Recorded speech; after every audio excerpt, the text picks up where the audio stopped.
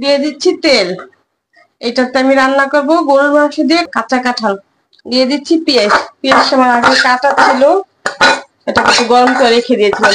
দিয়ে দিচ্ছি একটু পানি, পেঁয়াজটা আমার নরম করা আছে। দিয়ে দিচ্ছি আদা, দিয়ে দিচ্ছি রসুন, কারণ মাংস আমার সমান সমান, কোনো হাড্ডি নেই, ফ্রেশ মাংস নিছি, কাঁঠালের সমান সমান 1 কেজির বেশি হবে। দিয়ে দিচ্ছি মরিচের গুঁড়া। কাঁচা কাঁঠালে চর্বিওয়ালা মাংস হলে ভালো হয়, কিন্তু আমার তো পুরো ফ্রেশ মাংস, চর্বি নাই। দিয়ে দিলাম হলুদের গুঁড়া। আমার এটাতে ধনিয়া জিরা মিলানো আছে, দুটো আমি একসাথে করে মিলিয়ে নিয়েছিলাম, জিরা ধনিয়া দিয়ে দিলাম।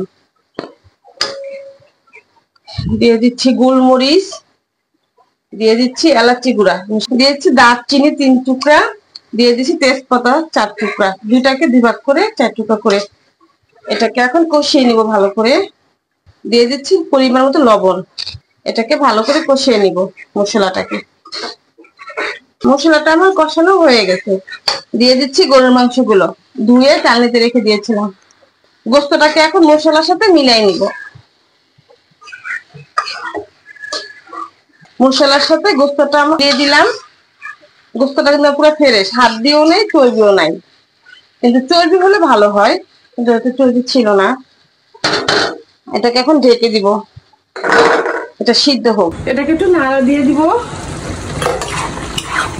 গোস্তটা আমার কষানো হয়ে গেছে। দিয়ে দিচ্ছি কাঁঠালের বিচি। আমার হাজবেন্ডের কাঁঠালের বিচি খুব পছন্দ। এটা হলো সিদ্ধ করা কাঁঠাল, ডিপে ছিল, নাড়াচাড়া করলে এখন খুলে যাবে। কাঁঠালের সাথে গোস্তটা মিলাই দিচ্ছি। গরমে যেটুকু চাকা আছে ওটা খুলে যাবে, এটা খুলে যাবে, তো ঢেকে দিচ্ছি। আর পরে একটু নাড়া দিব, মাংসটা একটু নাড়া দিয়ে দিব। এটাতে আমি একটু ঝোল দিব, একটু মাখা মাখাই করবো।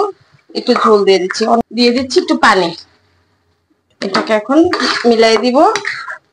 এই পানিটার সাহায্যেই রান্না হয়ে যাবে। কাঁঠালে অনেক তেল লাগে, এই জন্য বলছি চর্বিযুক্ত মাংস হলে ভালো হয়। এটাকে আবার ঢেকে দিব এখন। এটা একটু নাড়া দিয়ে দিচ্ছি। এটা আমি মাখা মাখাই করব। এটাকে একটু বাগার দিব। তেলটা অনেক কম দেখা যাচ্ছে, তেল দেখা যাচ্ছে না।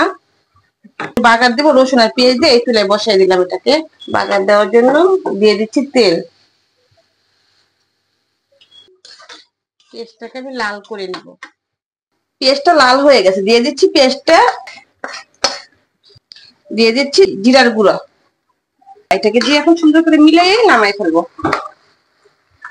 এটা আমি আর পানি দিব না, এটাকে সুন্দর করে ঝরঝরা হবে। এটা খেতে খুবই ভালো লাগে। কাঁঠাল হিসেবে রান্না করবেন। কাঁঠালটা যদি আমার সাথে সাথে কাটা হতো তাহলে একটু নরম হতো না, এটা তো ফ্রিজে ছিল তাই একটু গলে গেছে। এটা খেতে এক ধরনের স্বাদ, খুবই স্বাদ এটা খেতে। আমি চাকা চাকা রাখিনি, নরম হয়ে গেছে এটা।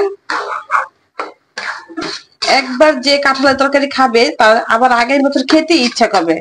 গরুর মাংস দিয়ে কাঁঠাল এত ভালো লাগে খেতে। আপনি বুনা বুনা করে রান্না করবেন, দেখবেন খেতে আপনার অনেক ভালো লাগবে। অন্য কাউকে খাওয়ালে বলবে যে কি রান্না করেছে, আমাকে আরেকবার খাওয়াইও।